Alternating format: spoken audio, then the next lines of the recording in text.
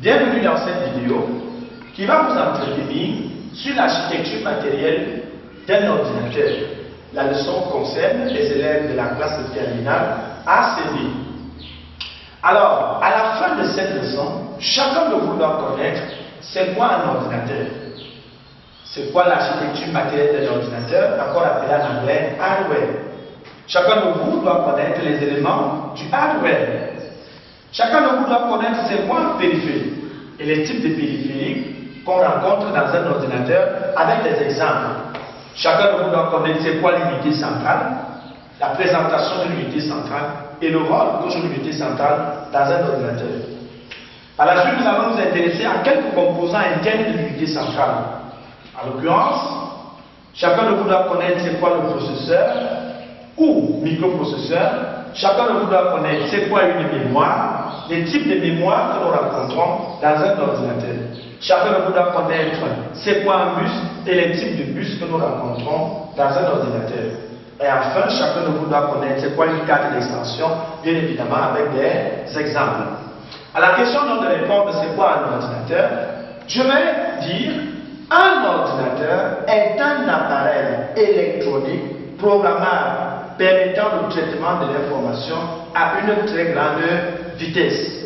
Dans un ancien sujet de baccalauréat, on a demandé aux enfants quelle est la différence entre le cerveau humain et un ordinateur. Il fallait simplement dire c'est la rapidité. C'est la rapidité qui nous fait voir que l'ordinateur est plus puissant que l'homme. Bien. Maintenant, nous avons donc ici l'ordinateur. L'ordinateur est constitué de deux parties. Une partie matérielle, que nous appelons le hardware, et une partie logicielle que nous allons étudier la prochaine fois. En ce qui concerne la partie matérielle, elle est constituée de l'unité centrale et des périphériques. Les périphériques, on rencontre trois groupes de périphériques: les périphériques d'entrée, les périphériques de sortie et les périphériques d'entrée-sortie. À la réponse à la question, c'est quoi l'architecture matérielle? L'architecture matérielle représente les éléments palpables d'un ordinateur et est encore appelée partie matérielle ou hardware en anglais. Maintenant, les éléments du hardware. Le hardware, comme nous montre ce schéma, est constitué de l'unité centrale et des périphériques. Nous allons nous intéresser donc maintenant aux périphériques. C'est quoi un périphérique? Un périphérique est un matériel ou un composant informatique qui se connecte à l'unité centrale et qui assure soit l'entrée, soit la sortie, soit l'entrée-sortie des données dans un ordinateur. De cette définition se dégagent bel et bien les trois groupes de périphériques que nous rencontrons: les périphériques d'entrée, les périphériques de sortie et les périphériques d'entrée-sortie. Bien évidemment, vous avez aussi entendu parler des périphériques plug and play. Un périphérique plug and play est un périphérique, une fois connecté, s'utilise sans toute autre installation logicielle. Exemple, l'écran, le vidéoprojecteur. Lorsque vous connectez votre écran ou votre vidéoprojecteur, il n'y a aucune autre installation dont vous avez besoin pour utiliser votre périphérique. C'est pourquoi on les appelle périphériques plug and play. Maintenant, un périphérique d'entrée. Un périphérique d'entrée est un matériel informatique qui se connecte à l'unité centrale et qui assure uniquement l'entrée des données dans un ordinateur. Exemple donc, le clavier, la souris, la webcam et le scanner. Il y en a bien d'autres. Un périphérique de sortie est un matériel qui se connecte à l'unité centrale et qui assure uniquement la sortie des données dans un ordinateur. Exemple, l'écran ou moniteur, l'imprimante, le vidéoprojecteur, les baffles ou haut-parleurs. Un périphérique d'entrée-sortie est un matériel qui assure l'entrée et la sortie des données dans un ordinateur. Exemple, le graveur, le modem, le casque avec microphone, le disque dur externe, la clé USB, la carte mémoire, le CD-ROM, le DVD-ROM et la disquette.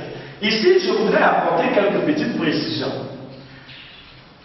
Ceux-ci sont encore appelés, ceux-ci, je voudrais dire, disque dur externe, clé USB, carte mémoire, CD-ROM, DVD-ROM, disquette, sont encore appelés périphériques de masse ou encore des supports de stockage.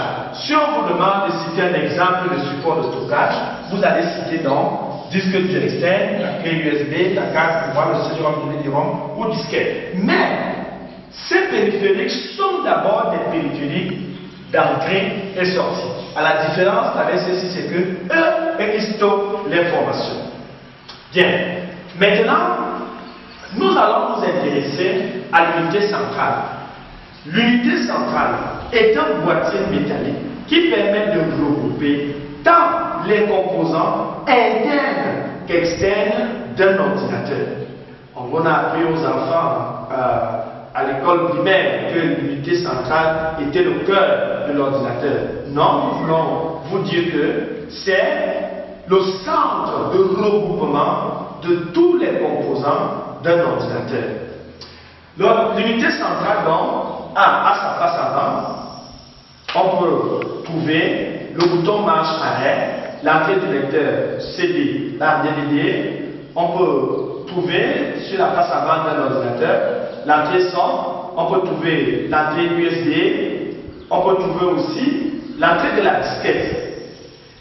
La face arrière de l'unité centrale, on va trouver des entrées appelées des ports. Les ports sont des entrées qui permettent de connecter un périphérique à un ordinateur. Ce port, je voudrais l'écrire. C'est écrit avec T. Nous avons trouvé parfois des élèves qui écrivent souvent encore comme ça. Ça, c'est pas juste. Voici le port dont nous parlons. Alors, ces ports sont des entrées qui permettent de connecter des périphériques à un ordinateur. Très bien.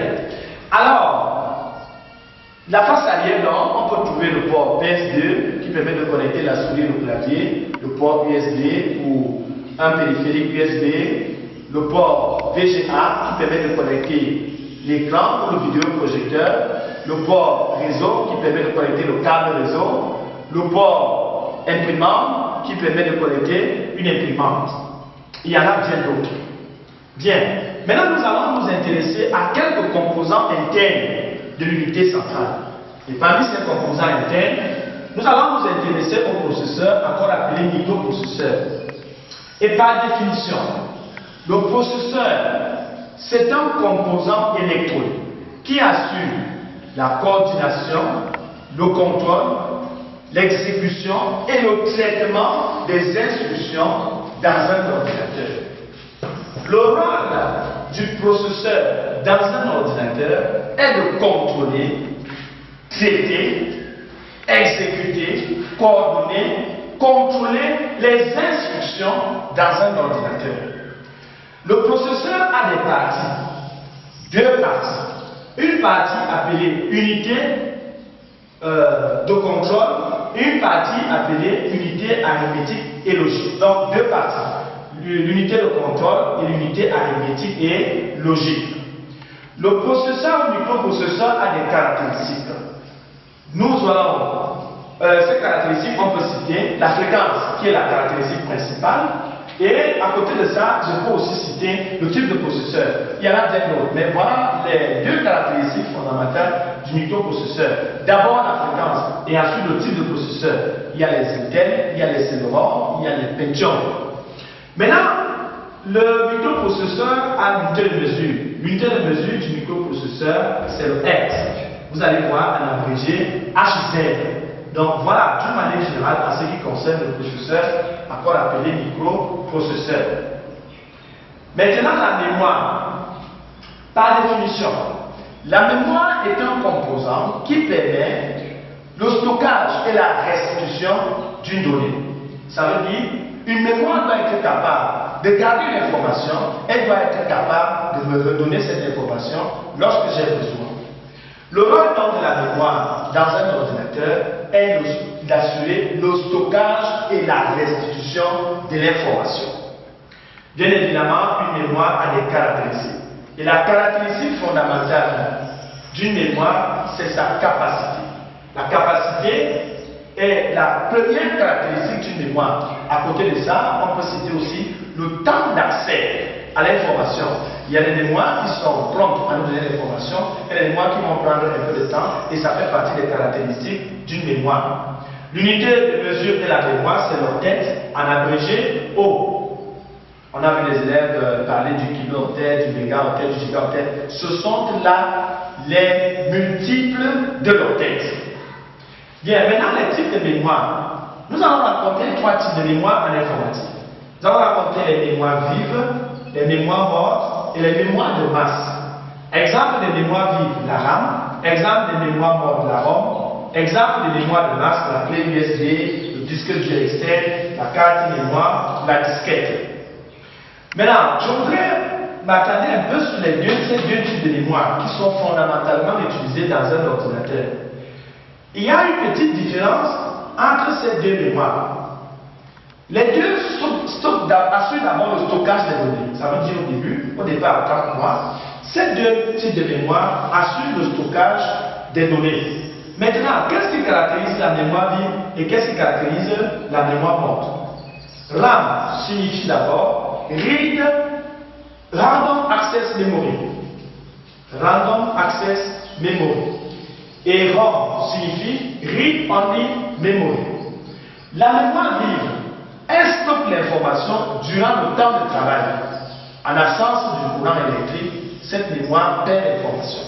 Alors que la mémoire morte stocke l'information même en absence du courant électrique. Donc, on va encore dire en d'autres termes que la mémoire vive est volatile et la mémoire morte est non volatile. Volatile parce que pas de courant, pas d'information. Alors que la mémoire morte non volatile, qui signifie même sans courant électrique, elle continue à conserver l'information. Voilà, maintenant nous allons parler des bus. Les bus sont des liaisons électriques qui assurent la circulation des informations dans un ordinateur. Liaison électrique qui assure la circulation des données dans un ordinateur. De cette définition, nous voyons bien le rôle du bus. Le bus assure le transport ou la circulation des données dans un ordinateur. Et maintenant, il y a 3 types de bus dans un ordinateur. Il y a les bus de données, bus des commandes et le bus d'adresse. Chaque type de bus assure un type de fonction. Ici, ce sont les données qui circulent, là ce sont des commandes et là ce sont des adresses qui circulent dans ce bus. Maintenant, nous allons parler des cartes d'extension. Une carte d'extension est un matériel qui assure l'ajout d'autres fonctions dans un ordinateur. Carte d'extension est un matériel qui assure l'ajout d'autres fonctions dans un ordinateur. Les ordinateurs modernes aujourd'hui viennent avec beaucoup de fonctions. Les premiers ordinateurs avaient un manque de fonctions et pour avoir ces fonctions dans un ordinateur, il fallait les ajouter par une carte d'extension. Et c'est pourquoi le rôle d'une carte d'extension, c'est d'ajouter ou augmenter les fonctions à notre ordinateur.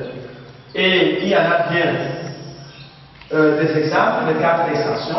On peut citer la carte vidéo qui permet de visualiser les vidéos dans un ordinateur, la carte son qui assure la lecture des sons dans un ordinateur, la carte TV qui permet de visualiser la télévision à l'aide de son ordinateur, la carte graphique qui permet de visualiser les différents traitements de l'unité centrale à l'écran, la carte réseau qui permet de connecter notre ordinateur à un réseau, la carte Wi-Fi qui permet de connecter notre ordinateur à un réseau sans fil. Sont là quelques exemples de cartes d'extension qu'on peut rencontrer dans un ordinateur.